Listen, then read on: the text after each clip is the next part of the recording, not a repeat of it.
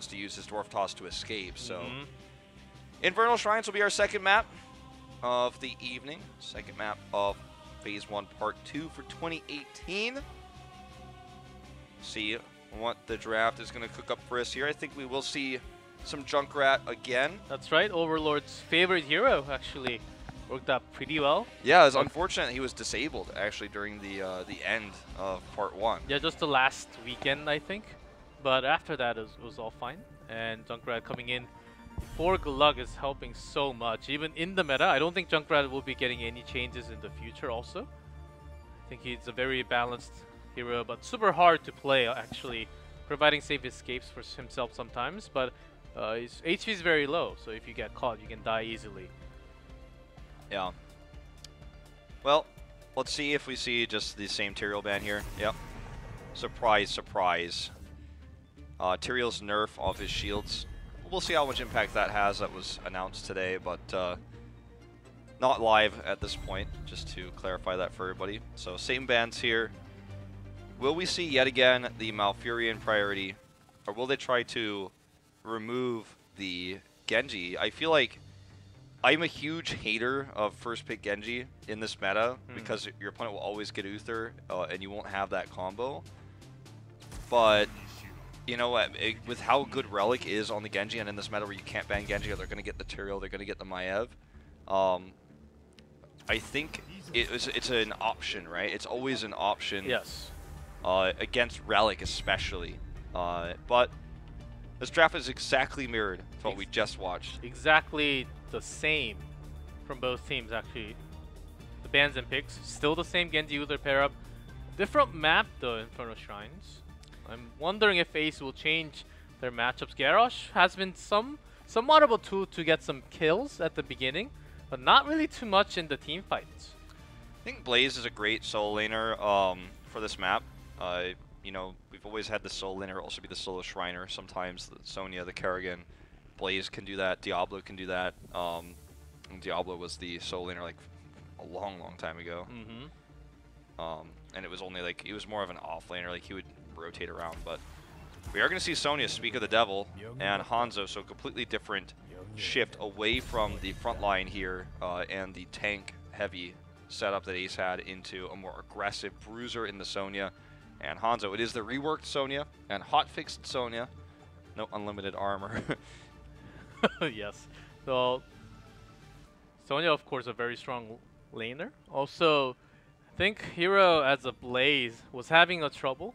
Of course, also with Genji, it was against basically it was 2v1 from the beginning, but his Blaze was not the best. Of course, sometimes his slow helped during team fights, but his missing CC with the pair up sometimes really helped Genji to just fly around everywhere. And its Jet Propulsion is a good tool, but it's kind of like a power slide. If you're quick enough, if you're fast enough, you can actually not get caught. And GLuck, I think they were on top. I don't think Ace will be using any more Blaze tonight. Yeah, I mean, I don't want to go say that far, but like it was not as effective as they wanted, shall we say. We do have the ban on ETC, the targeted ban on Milky Way, and I think this may be the only time this entire weekend we see that.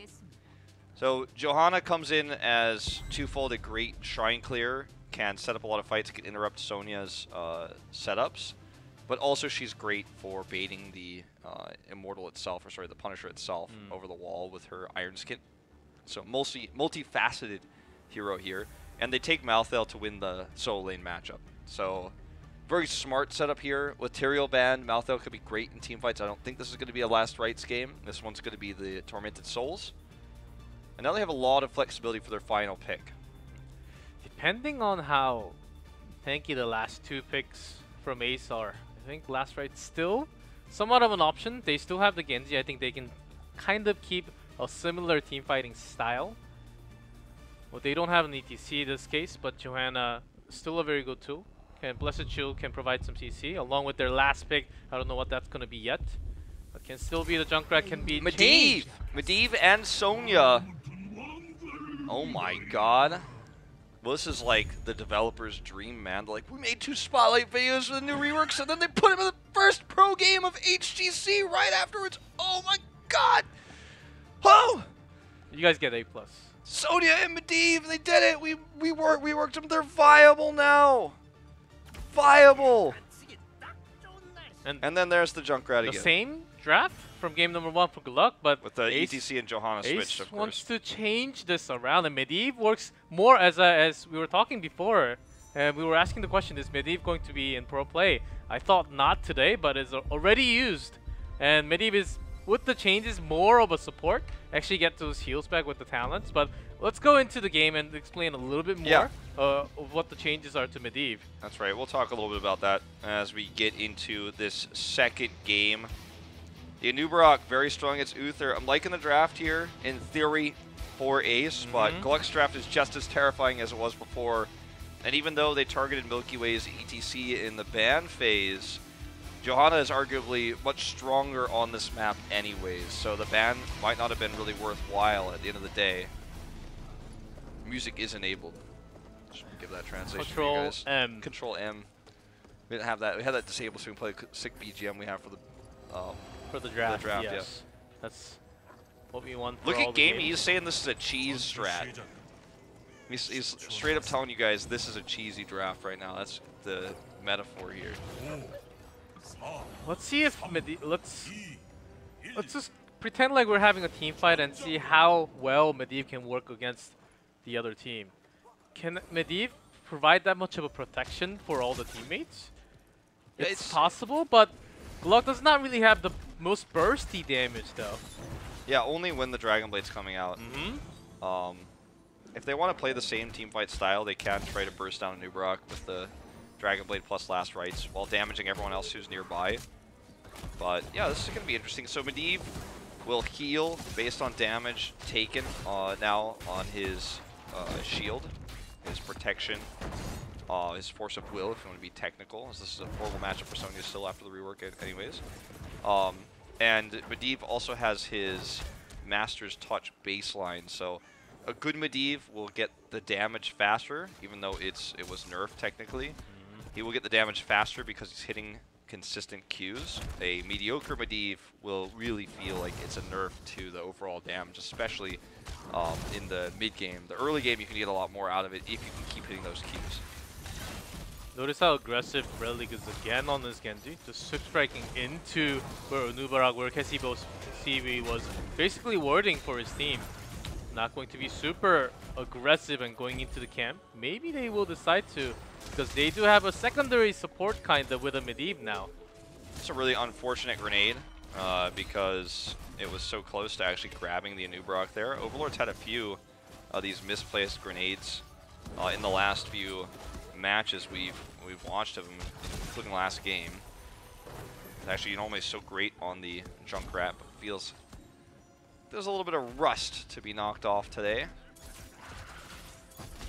A lot of vision for Witcher here granted to Ace, so he's able to kind of see these rotations before they happen. They also have Sonic Arrow, so there's basically just no mystery as to what GLuck is doing with the composition of Ace. We'll see that this mid lane is being pushed right now. I think GLuck needs to do something. They either need to find an objective bottom or they need to rotate up and clear this because they are losing out in terms of laning right now. Sonya actually going for that slam at one. I think it's also for the team fight, also for the laning. Let's see if that costs anything. 4v4 here as they get trapped down with some CC. KCB still having that borrow charge. It's going to be another CC, but ooh, getting that stun right before the camp. So GLuck will actually capitalize on this one. Yep. So they're going to grab it. That means someone has to stay here and clear it. Looks like that's going to be Hero here with Gamey having a little bit of support. This means Shrine Control will go to GLuck.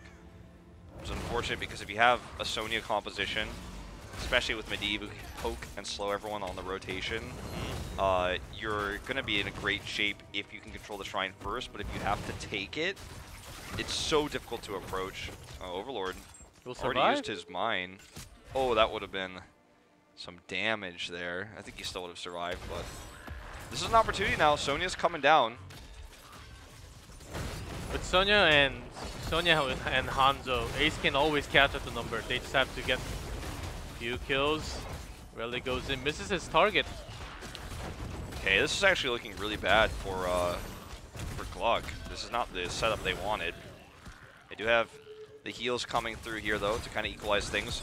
They can trade this fairly evenly. Remember, there's a push going on in the bot lane. Okay, a lot of damage being done to Hero right now. Relic wants that kill onto Hanzo, but he dove too far. And the longer this goes on, remember, excuse me, this wasn't going well for GLuck because they have Uther versus Malfurion and healing coming through from Medivh. It's tough to win that longer fight. And they're losing it. That's basically right. Sonya took no damage from Medivh, forced to will, getting those protection onto Sonya. Was basically alone, and Ubarak was not even in the side.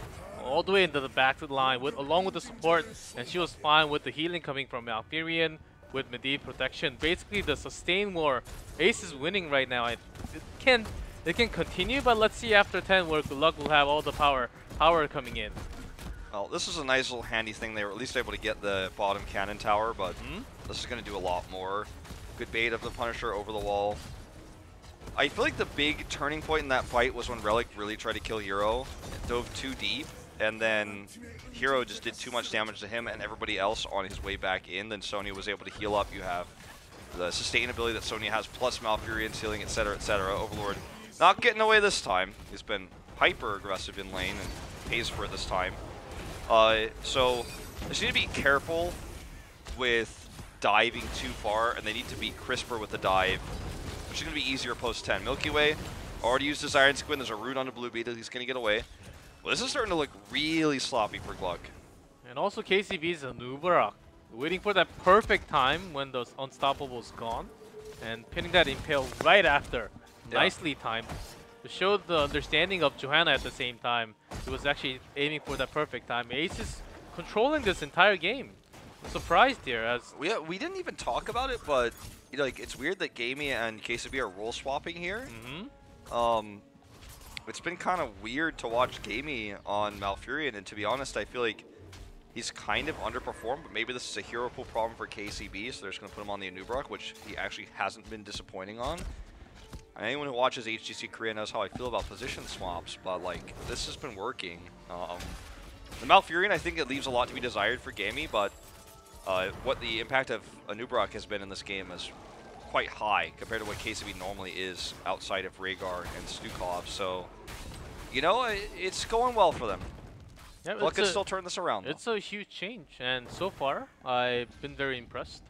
And I think, let's go, wait a little bit until, whoa. And we actually have a poly bomb. Okay. That's, well. That's a bomb, of course. It's, you know. We'll see.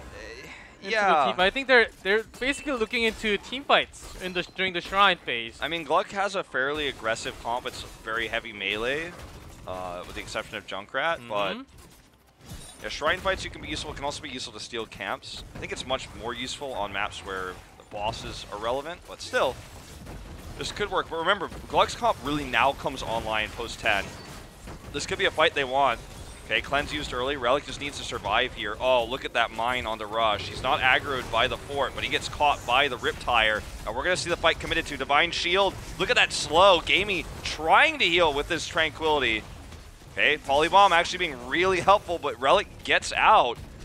And this is going to be a trade that GLuck is very happy with going into this next Shrine phase. Nice cocoon. Sentinel was about to come in and dive into the entire team.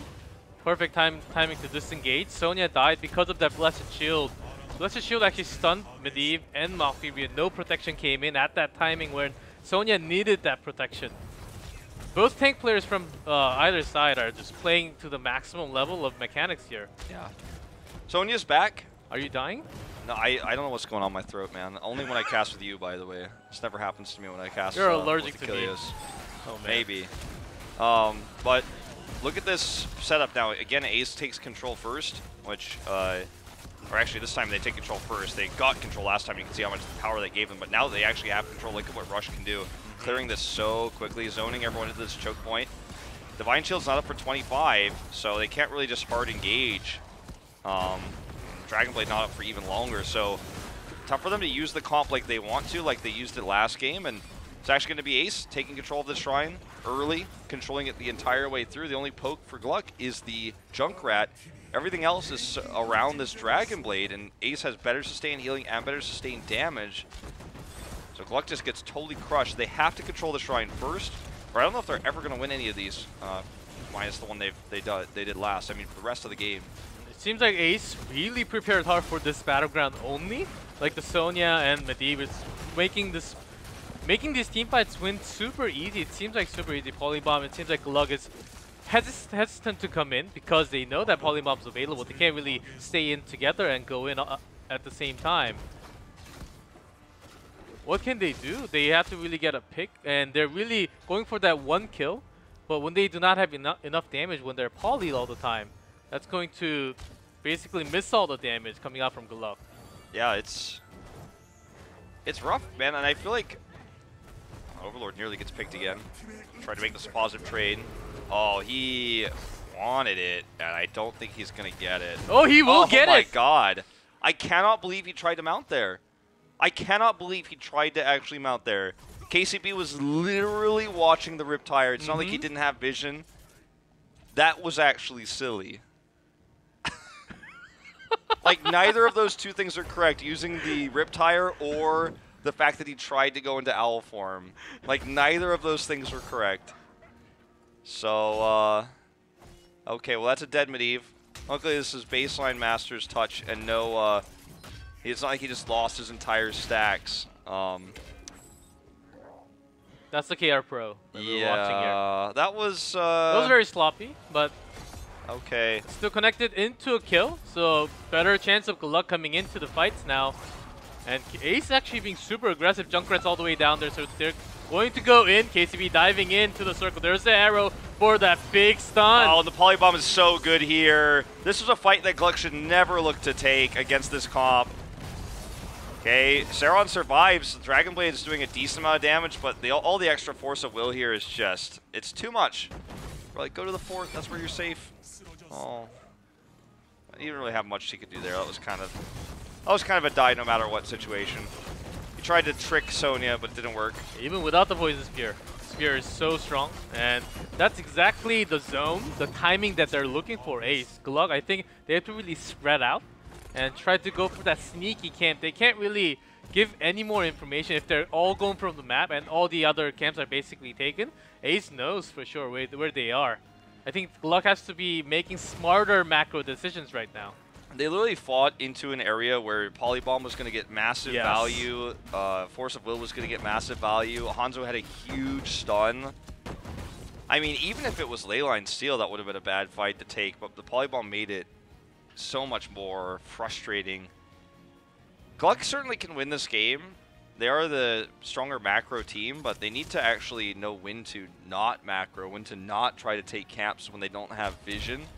As they're so proactive about camping and controlling the lanes, but if Ace is not showing on the map, that's the time to be safe, not the time to continue to camp regardless. Here's a time when you can actually step up and really become the top team. When you practice what to do on this map, of course you can continue what you practice as a team and with the comp that you used to play, and similar to game number 1 also, but really good team would improvise.